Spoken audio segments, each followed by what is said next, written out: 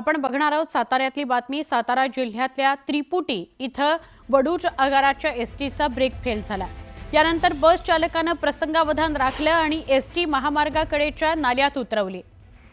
यामुळे एसटीतील 51 प्रवाशांचा जीव वाचलाय।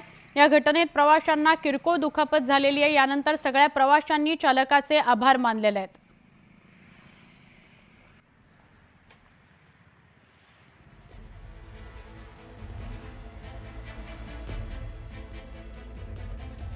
सातारा जिल्ह्यात त्रिपुटी इथं ही घटना घडलेली आहे। वडूज आगाराच्या एसटीचा ब्रेक फेल झाला, पण चालकाने सगळ्यांचा जीव वाचवलेला आहे, प्रसंगावधान राखलेलं आहे। आमचे प्रतिनिधी सचिन जाधव यांच्याशी अधिक बोलूया। सचिन, काय सांगाल?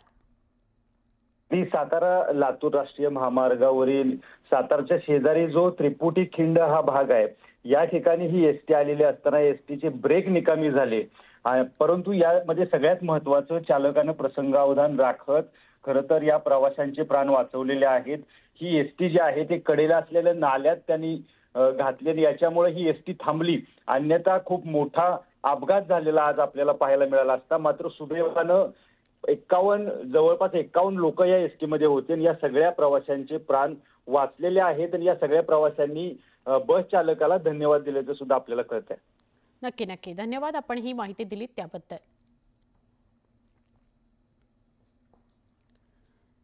साताऱ्यातली ही बातमी आहे आणि खूप महत्त्वाची बातमी आहे। एका चालकाने प्रसंगावधान राखलं म्हणून या बसमधले सगळे प्रवासी बचावलेले आहेत। पुढची बातमी पुणे दीनानाथ मंगेशकर रुग्णालय प्रकरणासंदर्भातली बातमी आहे। पुणे पोलिसांचं सदूज रुग्णालयाला पत्र गेलंय।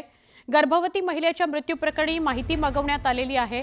ससून रुग्णालयाला पत्राद्वारे ही माहिती मागवण्यात आलेली आहे। निष्काळजीपणा आढळला तर गुन्हा दाखल होणार आहे असंही कळतं आहे। पुण्याच्या दीनानाथ मंगेशकर रुग्णालयाला पोलिसांनी पत्र पाठवलेलं आहे। पुणे पोलिसांनी असं पत्र पाठवलंय की त्या दिवशी त्या 5 तासांमध्ये काय काय घडलं हे सगळं आम्हाला सविस्तर कळवावं।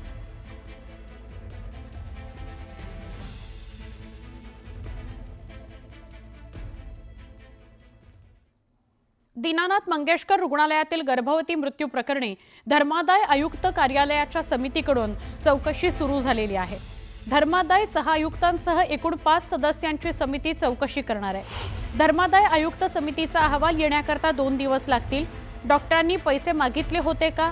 त्या 5.5 तासात रुग्णालयात नेमकं काय घडलं? वैद्यकीय हलगर्जीपणा आहे का? अशा मुद्द्यांवर समिती अहवाल देणार आहे।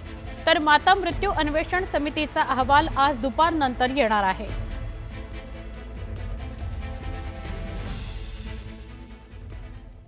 पुणे महापालिकेने शहरातील सगळ्या खासगी रुग्णालयावरील तातडीच्या उपचारासंदर्भात एक नोटीस पाठवलेली आहे। तातडीच्या उपचारांची गरज असलेल्या रुग्ण किंवा त्यांच्या नातेवाईकांकडून अनामत रक्कम घेऊ नका।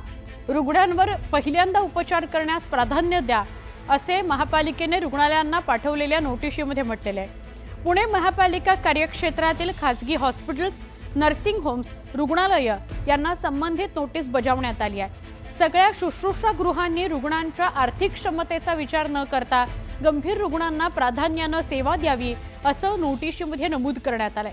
महापालिकेच्या या भूमिकेमुळे तातडीच्या उपचारांकरता रुग्णालयात दाखल होणारे रुग्ण आणि त्यांच्या नातेवाईकांना चांगलाच दिलासा मिळण्याची शक्यता आहे।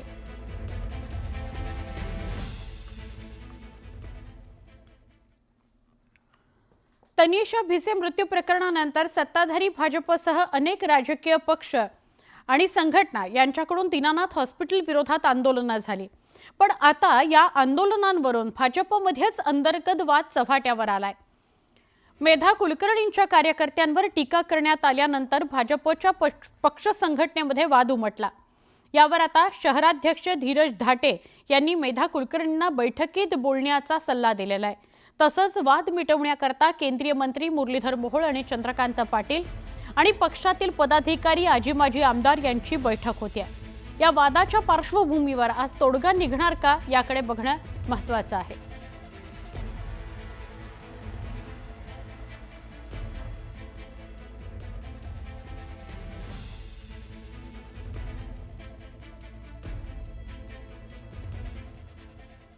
दीनानाथ मंगेशकर रुग्णालयाच्या डीनला सोमवारी पत्रकारांनी 10 लाख रुपयांच्या डिपॉझिटबाबत प्रश्न विचारला असता त्यांनी अजब उत्तर दिलं। त्या दिवशी डॉक्टरांचे राहू केतू कसे फिरले माहित नाही, त्यांनी पेशंटच्या केस पेपरवर 10 लाख डिपॉझिट लिहून दिलं अशी पद्धत नाहीये, पण त्या दिवशी डॉक्टर सुश्रुत घैसास यांनी कसं काय असं लिहून दिलं हे माहित नाही असं अजब उत्तर रुग्णालयाचे डीन धनंजय केळकर यांनी दिलंय। त्यावर खासदार संजय राऊतांनी प्रत्युत्तर दिलं। राहू केतू हे देशभरात सर्वत्र घुसलेले आहेत, भाजपच्या विचारांचे लोक आहेत, हे सगळ्या अंधभक्त आहेत असं राऊतांनी म्हटलेलं आहे।